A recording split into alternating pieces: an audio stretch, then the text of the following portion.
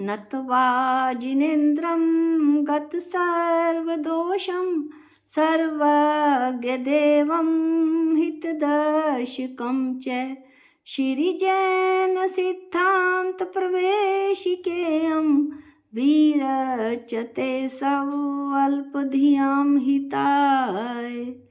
हम सभी श्री जैन सिद्धांत प्रवेशिका का अध्ययन करते हुए जीव के असाधारण भावों की चर्चा कर रहे थे। जीव के 5 असाधारण भाव होते हैं, जिसमें से औपशमिक भाव के 2 भेद, क्षायिक भाव के 9 भेद, मिश्र भाव के 18 भेद, औदायिक भाव के 21 भेद और परिणामिक भाव के 3 भेद होते हैं। आज हम औपशमिक भाव के 2 भेद और क्षायिक भाव के 9 भेदों की चर्चा करेंगे। जो औपशमिक भाव के 2 भेद होते हैं वे हैं औपशमिक सम्यक्त और औपशमिक चारित्र। अब औपशमिक सम्यक्त को समझने में हमारे जो हैं वो 3-4 स्थितियां बनती हैं। वो कैसे बनती हैं कि औपशमिक सम्यक्त में अनादि मिथ्या दृष्टि भव्य। अनादि मिथ्या दृष्टि यानी जिसने कभी सम्यक्त को प्राप्त नहीं किया है लेकिन वो भव्य है, उसे सम्यक दर्शन हो सकता है। तथा किसी सादी मिथ्या दृष्टि ऐसा मिथ्या दृष्टि जिसने का सम्यक दर्शन जिसे हो गया था लेकिन उसका सम्यक दर्शन होकर छूट गया के मिथ्यात्व और अनंतानुबंधी क्रोध मान माया लोभ, इन 5 प्रकृतियों के उपशम से। ये तो पहली स्थिति हुई। दूसरी स्थिति है किसी सादी मिथ्या दृष्टि के मिथ्यात्व, सम्यक मिथ्यात्व और सम्यक प्रकृति। दर्शन मोहनीय कर्म के 3 भेद हो जाते हैं। मिथ्यात्व का जो एक बड़ा टुकड़ा है वो 3 छोटे टुकड़ों में बट जाता है, मिथ्यात्व, सम्यक मिथ्यात्व और सम्यक प्रकृति। इस विषय में हम पहले भी बता चुके हैं। तथा 4 अनंतानुबंधी क्रोध मान माया लोभ, इन 7 प्रकृतियों का जब उपशम से किसी ये दूसरी स्थिति हुई। अब तीसरी स्थिति है किसी सादी मिथ्या दृष्टि के मिथ्यात्व, सम्यक मिथ्यात्व और 4 अनंतानुबंधी, इन 6 प्रकृतियों के उपशम से जो भाव होते हैं यानी आत्मा की जो विशुद्धि के भाव होते हैं वे औपशमिक सम्यक्त भाव कहलाते हैं। एक बार ये मैं पुनः पढ़ दे रही हूँ। अनादि मिथ्या दृष्टि भव्य तथा किसी सादी मिथ्या दृष्टि के मिथ्यात्व और अनंतानुबंधी क्रोध मान माया लोभ, इन 5 प्रकृतियों के उपशम से। पहली कंडीशन, किसी सादी मिथ्या दृष्टि के मिथ्यात्व, सम्यक मिथ्यात्व, सम्यक प्रकृति तथा 4 अनंतानुबंधी क्रोध मान माया लोभ, इन 7 प्रकृतियों के उपशम से। दूसरी स्थिति, दूसरी कंडीशन, किसी सादी मिथ्या दृष्टि के मिथ्यात्व, सम्यक मिथ्यात्व और 4 अनंतानुबंधी क्रोध मान माया लोभ, इन 6 प्रकृतियों के उपशम से। ये तीसरा कंडीशन है। जो आत्मा की विशुद्धि के भाव होते हैं वे औपशमिक सम्यक्त भाव कहलाते हैं। अब ये जो उपशम सम्यक्त होता है जब जीव को, तो उसमें सहज स्वभाव की दृष्टि हो जाने पर वह आनंद का मार्ग पा जाता है। यानी उपशम सम्यक्त में भी उसे आत्मा का अनुभव हो जाता है, अतः उसकी घबराहट दूर हो जाती है। एक कथा की एक दृष्टांत की सहायता से हम इसे समझते हैं। जैसे कोई पुरुष अपने घर वापस जा रहा है, पैदल का रास्ता है, घर दूर है, रास्ते में रात हो गई, अंधेरी रात है, पहाड़ी रास्ता है, रास्ता भूलकर वह घनघोर जंगल में फंस गया। रात्रि का सन्नाटा है, बारिश होने लगी, जंगली जीव जंतु की आवाज़ें अब उस मनुष्य को सुनाई पड़ रही हैं। वो क्या करे? वो साहस करके बैठ गया। कुछ समय गुजरने पर बिजली चमकी। उसे बिजली के उजाले में सड़क दिखाई पड़ गई। सड़क दिखाई पड़ते ही उसे यह पता चल गया कि सड़क पास ही तो है। इसी से तो मुझे जाना है। लो अब सड़क दिखी और उसकी सब घबराहट समाप्त हुई। वह अब आनंद में है। अब निकला दिन और मैं पहुंचा अपने घर। इस प्रकार ये तो था दृष्टांत। अब दाष्टांत है कि इसी प्रकार जिसे अपने स्वरूप का एक बार अनुभव हो गया, उपशम सम्यक के होने से उसे उस आत्मा के आनंद का पता चल गया, आत्मा के आनंद के मार्ग का पता चल गया। अब उसे कैसे घबराहट होगी? अब उसे कोई घबराहट नहीं है, क्योंकि उसे मार्ग का पता चल गया है। ऐसा ये उपशम सम्यक्त्व का ऐसा शुद्ध भाव होता है। जो उपशम सम्यक्त भाव होता है वो जो शायिक सम्यक्त्व है उसके समान ही इसमें भी निर्मल भाव हो जाते हैं जीव के। अब औपशमिक जो हमने भाव पढ़ा उसका दूसरा भेद है। ये तो हमने पहला भेद पढ़ा था औपशमिक सम्यक्त्व। अब दूसरा भेद है औपशमिक चारित्र। चारित्र मोहनीय की अप्रत्याख्याना वर्ण आदि 21 प्रकृतियों के उपशम से। मैं इसको एक्सप्लेन कर देती हूँ। अप्रत्याख्याना वर्ण क्रोध मान माया लोभ, प्रत्याख्याना वर्ण क्रोध मान माया लोभ, संजलन क्रोध मान माया लोभ और नो कषाय, जिसे हम किंचित कषाय भी बोलते हैं, कम कषाय। इसके बारे में भी हम पहले भी अध्ययन कर चुके हैं। ये 9 कषाय होती हैं: हास्य, रति, आरति, शोक, भय, जुगुप्सा, पुरुष वेद, स्त्री वेद, नपुंसक वेद। इस तरह अप्रत्याख्यानावरण, प्रत्याख्यानावरण और संजलन की 12 और ये 9 कषाय मिलकर हुई कुल 21 प्रकृतियाँ। इन 21 प्रकृतियों के उपशम से जो भाव होते हैं वे औपशमिक चारित्र भाव कहलाते हैं। जो 11वां गुण स्थान होता है उसमें जीव के औपशमिक चारित्र भाव होते हैं। अब हम छायिक भाव के 9 भेदों की चर्चा करेंगे। छायिक भाव के 9 भेद होते हैं: छायिक केवल ज्ञान, छायिक केवल दर्शन, छायिक दान, छायिक लाभ, छायिक भोग, छायिक उपभोग, छायिक वीर्य, छायिक सम्यक्त और छायिक चारित्र। ये 9 छायिक भाव होते हैं। अब इनका विवरण देखिए। केवल ज्ञान, छायिक केवल ज्ञान। ज्ञानावरण कर्म का जब पूर्ण क्षय हो जाता है तो छायिक केवल ज्ञान प्रकट होता है। छायिक केवल दर्शन, केवल दर्शन या छायिक दर्शन भी इसको कह सकते हैं। केवल दर्शन का भी अर्थ है कि जब दर्शनावरण कर्म का पूर्ण रूप से क्षय हो जाता है तो केवल ज्ञान के साथ साथ जो दर्शन होता है वह केवल दर्शन होता है। अनंत भगवान को केवल ज्ञान और केवल दर्शन एक साथ होते हैं, जबकि जो छद्मस्त प्राणी हैं 12वें गुण स्थान तक उनको पहले केवल सम्यक दर्शन होता है और उसके बाद उनका जो ज्ञान होता है वो सम्यक ज्ञान होता है। वो कर्म से होता है और अनंत भगवान को केवल दर्शन और केवल ज्ञान एक साथ होते हैं। ये इसमें समझने की बात है।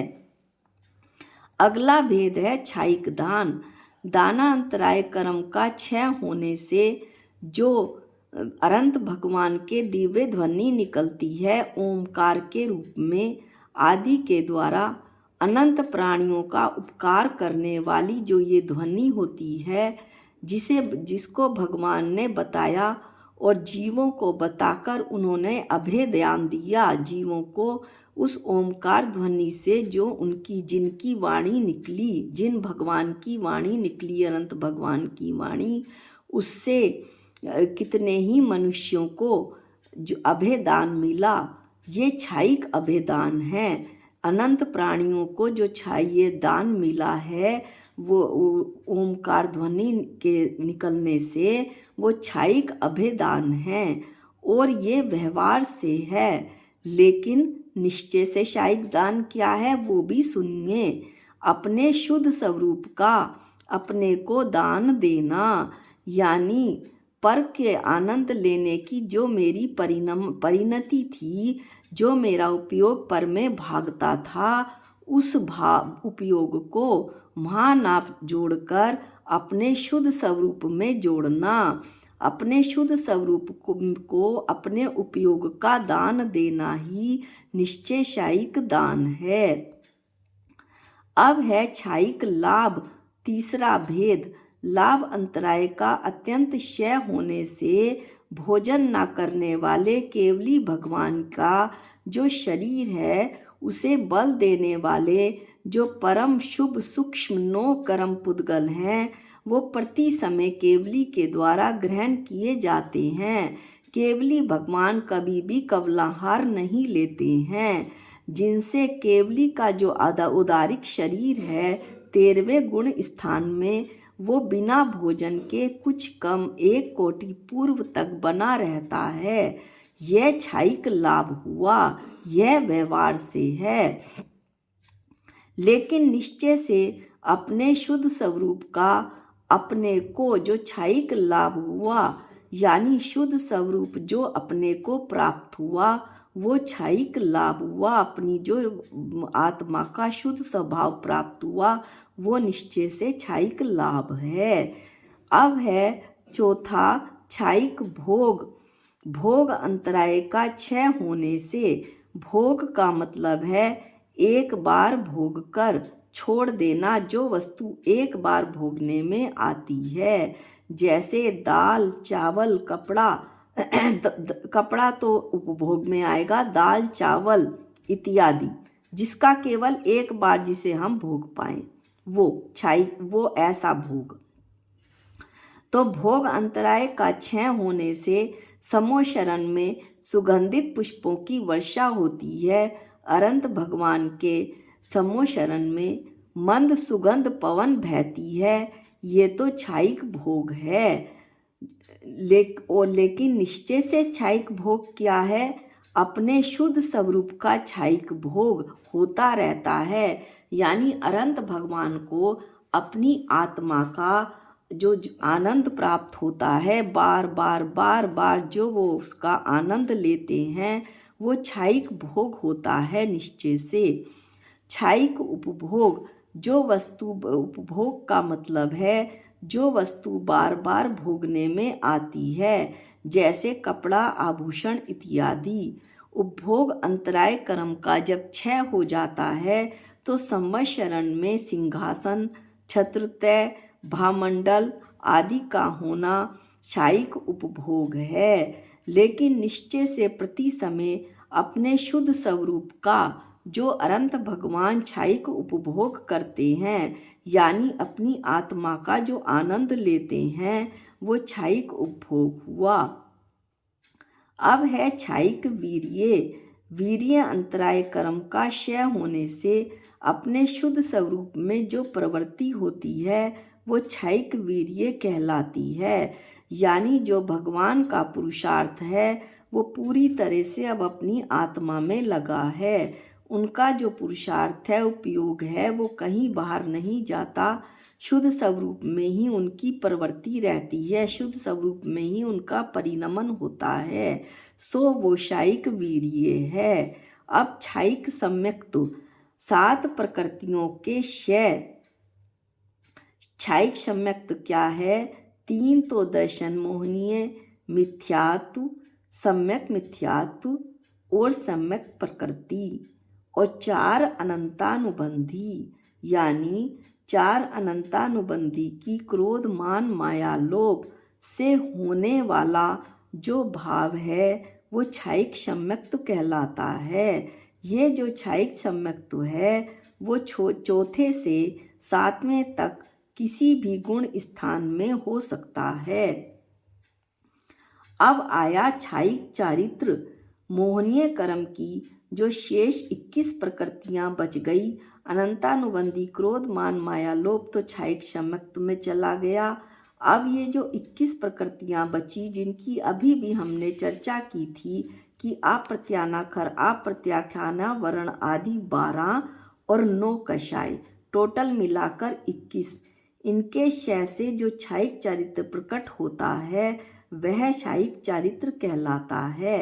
ये क्षयिक चरित्र 12वें गुण स्थान में प्रकट हो जाता है।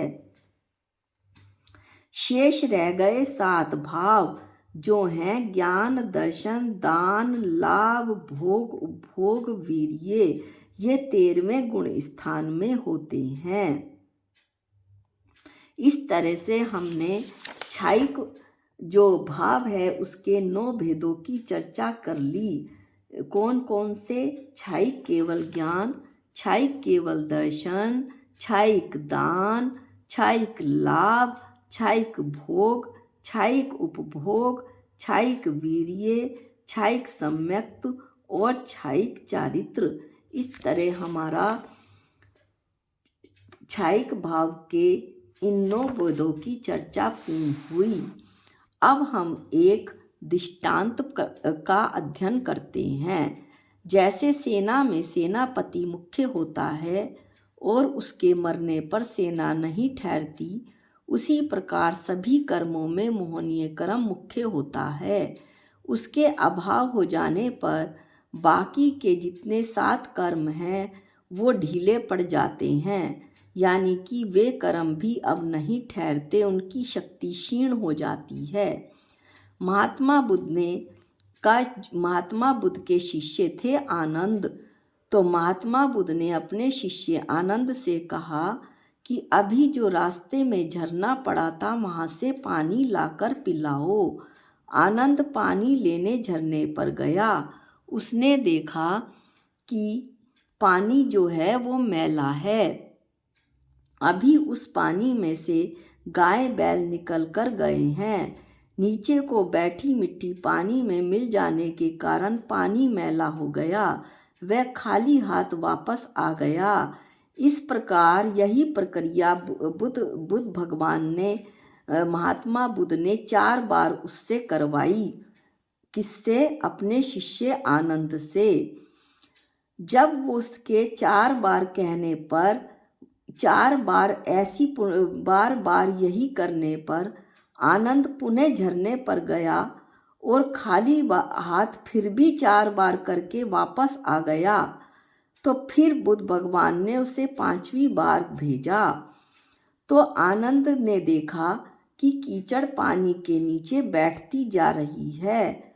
कुछ देर वो वहाँ रुका और कीचड़ नीचे बैठ जाने पर स्वच्छ जल ले आया। उसका मन प्रसन्नता से भर गया। उसने कहा, भगवान मेरी समझ में आ गया। आपने ज्ञान कराने के लिए झरने पर मुझे बार बार भेजा। जल तो हर समय शुद्ध और स्वच्छ ही है, परंतु दूसरे पदार्थों के मैल के कारण वो अशुद्ध और मैला हो जाता है। ये तो था दृष्टांत। अब दृष्टांत सुनिए। इसी प्रकार जो हमारी आत्मा का स्वभाव है वो तो हर समय शुद्ध और स्वच्छ है, किंतु वह 5 इंद्रियों के भोगों में मैपना करने से और राग देश मोह करने से यानी विषय कषाय आदि के मैल से मैला हो जाता है। जो जीव जल के शुद्ध और निर्मल स्वभाव को जानता है वही मैल को नीचे बैठाकर शुद्ध और निर्मल जल को प्राप्त कर सकता है।